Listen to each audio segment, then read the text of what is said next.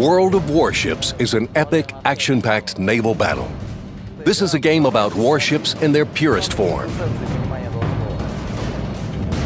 It's about the ships of the first half of the 20th century. It's about combat between these multi-thousand-ton monsters.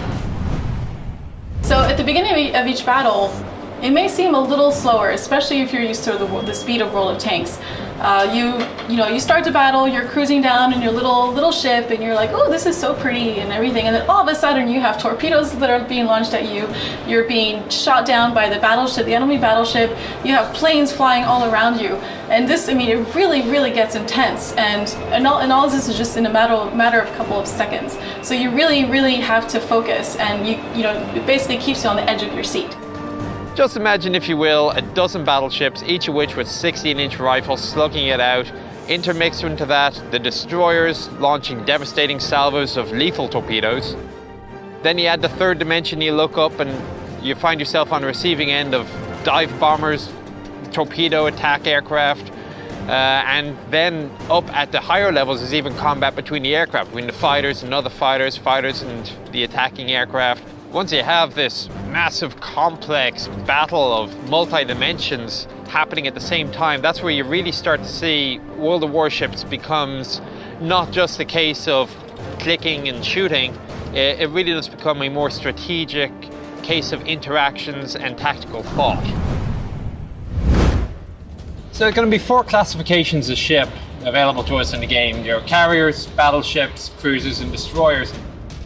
For example, with aircraft carriers, you can attack the enemy using bomb strikes, torpedo strikes, and you also have scout planes to find the enemy, and also fighter planes that will attack the enemy planes.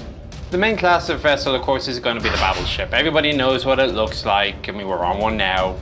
The characteristic, iconic vessel of World War II. Of course, not the most significant, but this is one everybody thinks of. And in gameplay, it is basically, if you imagine in World of Tanks terms, it's a mouse with multiple SPGs mounted on it, and it kind of cruises around at 30 miles an hour. Due to their blend of armor, speed, and reasonably heavy firepower, cruisers are probably the most tactically versatile of all the ships in the game. They're well enough armed that you have to keep an eye on them. It's a battleship. Destroyers, they're the enemy of destroyers. A lot of them will carry torpedo armament as well, so carriers and battleships both have to be significantly concerned. They're also fairly fast. They can apply their firepower at the most opportune time to disrupt the enemy as best as they can. Another ship type is the destroyer. Imagine a light tank that has quadruple KV-2 cannons on it. So basically what the destroyer does is it roams around really fast, it hides, and then it'll just attack you with its really awesome torpedo force. There are no submarines in the game. Believe me, we looked at it. It just doesn't fit with the gameplay. You got these small things that are practically invisible unless you happen to be within Aztec range, which back then wasn't all that long.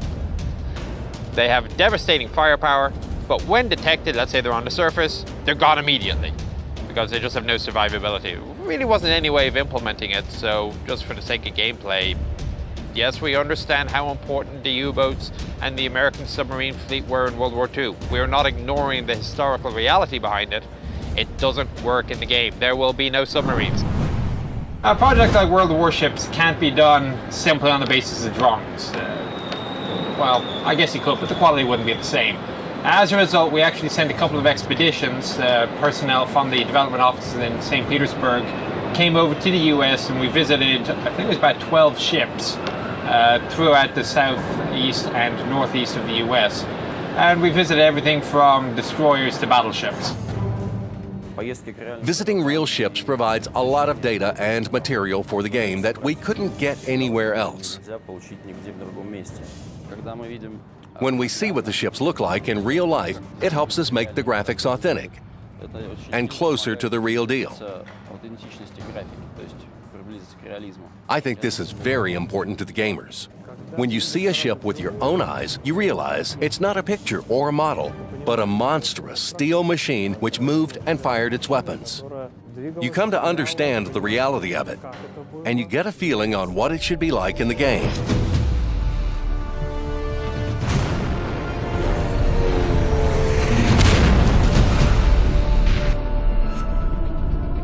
Find out more about World of Warships at the developer's blog. The most up-to-date information about this project straight from the source.